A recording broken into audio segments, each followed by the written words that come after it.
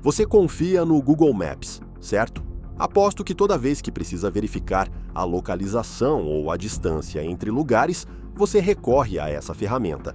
E se eu te disser que o Google Maps e quase todos os mapas que você já viu na vida, às vezes mentem sobre o mundo? Não é teoria da conspiração, pois hoje, no Geoconectado, vamos desmascarar os mapas e entender por que eles nem sempre revelam a área que está sendo representada, como realmente ela é. E olha que a resposta vai muito além da geografia.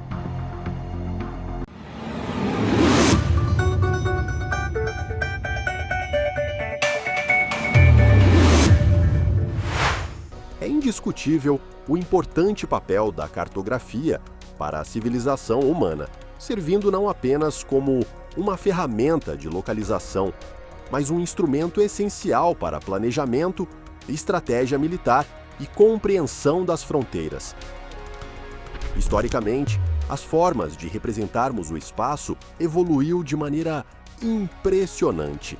Partimos das pinturas rupestres na antiguidade para representações mais sistemáticas que surgiram durante o período das grandes navegações do século XV.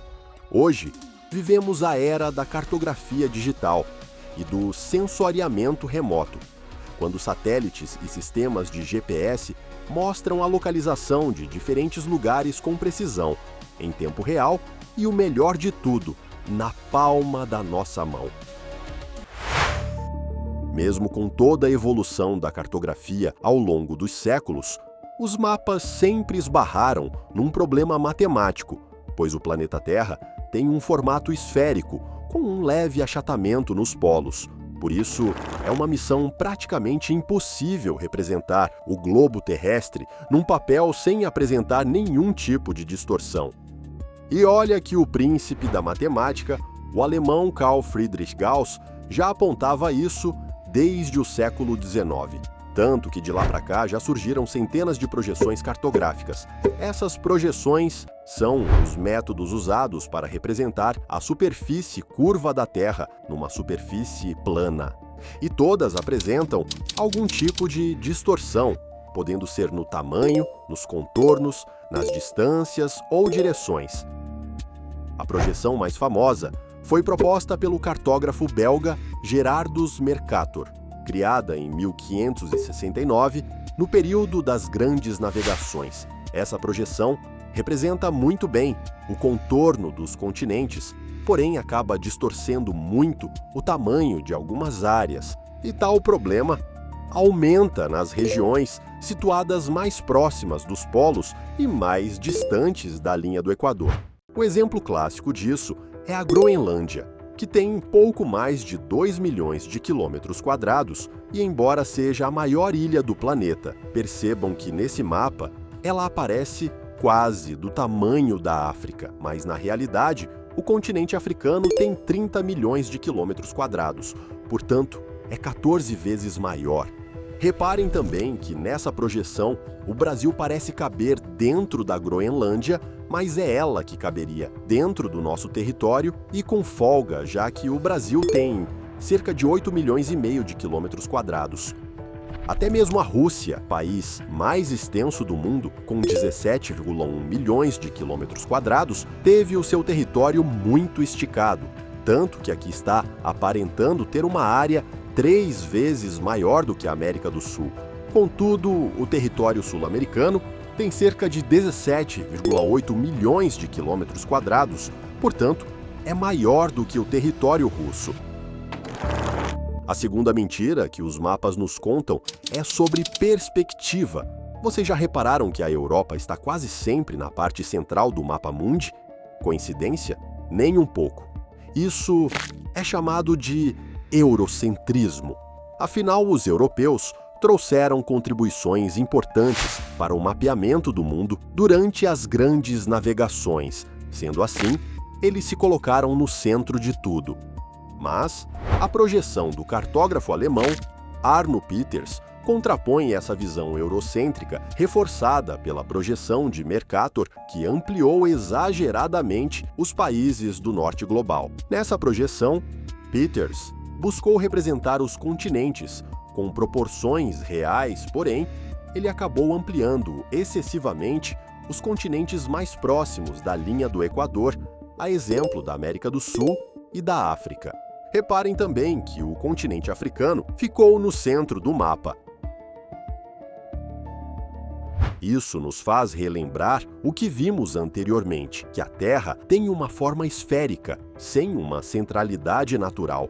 Portanto, a orientação do norte para cima e do sul na parte de baixo são apenas convenções cartográficas que ajudam na leitura dos mapas, mas não refletem a realidade do planeta.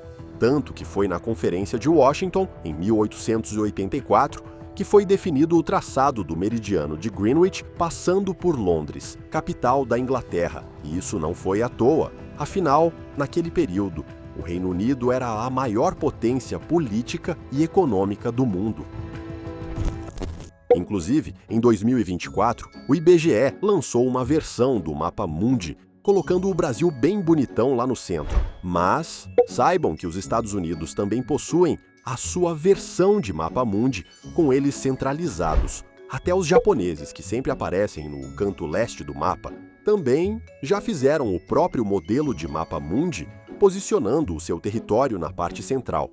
No entanto, foi a Austrália que zerou o jogo. Cansados de serem lembrados como país lá de baixo, além de se colocarem no centro, a versão dos australianos fez uma inversão do norte e do sul.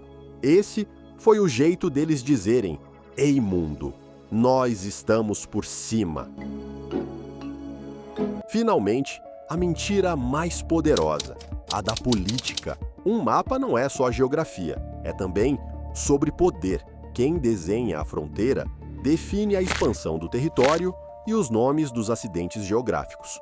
E saibam que essas questões geopolíticas interferem no Google Maps, aplicativo de mapas mais utilizado na atualidade. Portanto, o Google ajusta os nomes e os limites territoriais para evitar dores de cabeça diplomáticas e a perda de bilhões de dólares. É por isso que o Google Maps apresenta uma versão de mapa diferente, a depender do país onde o usuário está vendo. Vejamos alguns exemplos. A região da Caxemira, há décadas, é alvo de disputa entre Índia e Paquistão. Porém, para os internautas da Índia, a disputa está praticamente resolvida, pois nos mapas online do Google, a Caxemira é exibida como pertencente ao território indiano. Já em outros países, os usuários veem a região com os contornos pontilhados, indicando que ainda é uma área em disputa. Entre o Japão e a Península da Coreia, o Google Maps muda o nome do mar. Exemplo disso é que para os usuários que estão em solo japonês, aparece como Mar do Japão, mas na Coreia do Sul vem o nome dado pelos coreanos, Mar do Leste. Nas demais regiões do planeta, o Google mostra os dois nomes.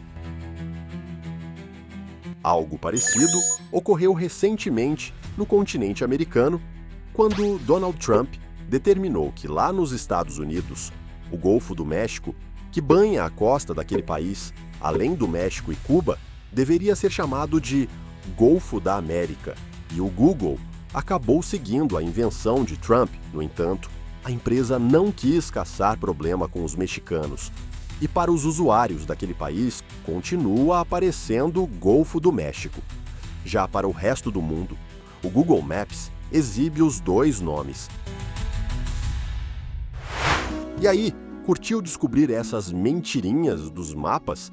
Então, já manda aquele like maroto, se inscreva no canal e ative o sininho. Assim, você não perderá as próximas curiosidades do GeoConectado. Até o próximo vídeo!